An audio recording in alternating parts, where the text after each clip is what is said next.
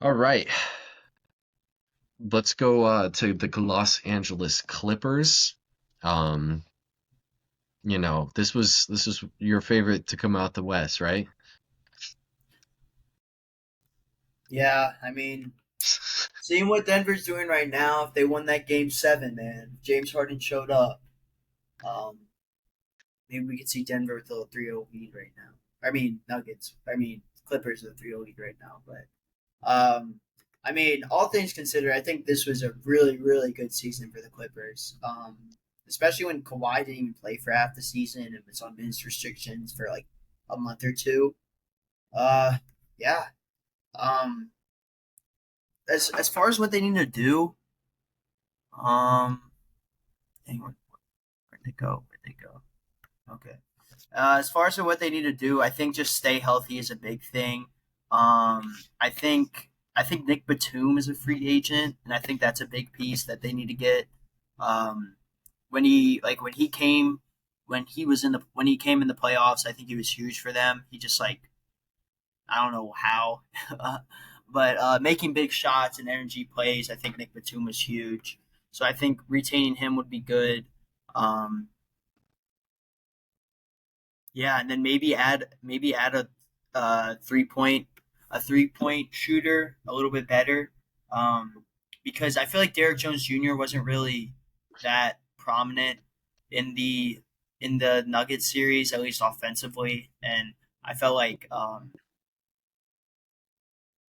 yeah, just giving someone else to take just like hit big shots instead of like Norman Powell. Uh, just another guy would be good.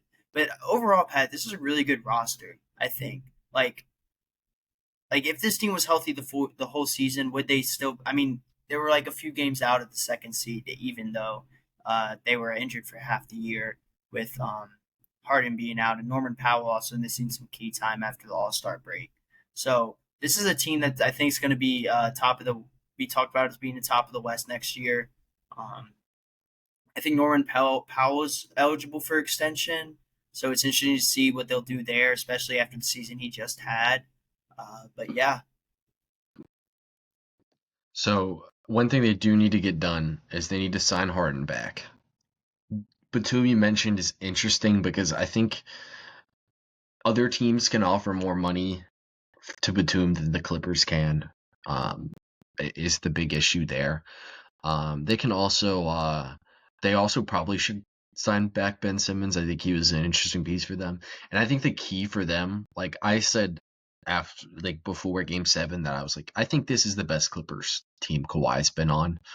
Um and I still think I believe that. I think the big piece for them is like a two-way player off the bench. Because you look at their bench and it's a bunch of names that you like. Like it's Bogey, it's Derrick Jones Jr., it's Ben Simmons, it's Batum. Like it's a bunch of decent players, but like Batum is like kind of their only two-way player, and that like Derrick Jones Jr. plays defense, and like you hope he hits corner threes, and Bogey, you just hope that he doesn't get just torched on defense when he's out there, when he gives you a little shooting boost. And then Simmons, like I think he's great because he gives you a variety of pick and roll coverages he can play, and he can make a little bit of extra passes. But other than that, like he doesn't bring that much on the offensive side of the floor. So just bring another two-way player to them. And we've already talked about him today. And for other people, we did record all of these in one sitting. Uh, Karis LeVert would be great, man. You knew it was coming, but like he can fake it as a backup point guard. He can play enough defense for you. He can make the right passes, and his shot making's good. Like Karis LeVert would be great on a mid level, and I think they should have a full mid level here. As the Clippers, have kind of gone against their grain and not been one of the highest spending teams. At least last season, they pulled it back a little bit. So get Harden re-signed. I think is a thing for them. Maybe it's only a 2-year deal. Go ahead, get it done. But yeah, like Karis LeVert's a big piece for them if they could bring him in there, and just hope that Harden, and Kawhi Leonard don't look 34 and 36 next season. And I think this is a good team, because you'll still have Zubac and Powell that I think will be good pieces for you. Whatever your third starter is between Dunn and Jones Jr., like whichever one it is at the end of the year, hopefully it's still Dunn because he was really good for them in the playoffs. That could be great. And I think they're a couple pieces away from being good, and just I hope that they still have a couple more years with Harden and Leonard. Trade wise, they don't have that much draft picks. They have a pick this year, but they don't have a 2026 pick, so they can't trade that pick or their 27 pick that they have. They can trade 2030, 31, and 32 when that opens up this offseason. They can trade one or two of those picks at once. Draft pick rules are weird, so I'll actually just explain it.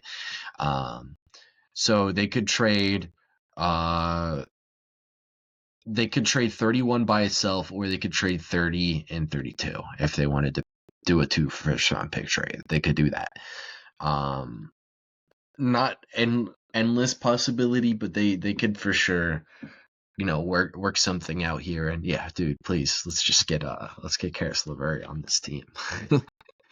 I think we're gonna say that for just about every team that we talk about. But yeah, Caris LeVert would be huge. Just some player who can play on both sides of the floor. Like hell, like Al Horford would be great, right? Like,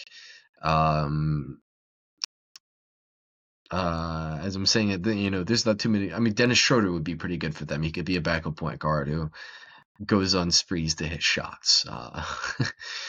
If you want to. Tim Hardaway, I guess you could say he gives you some defensive stuff.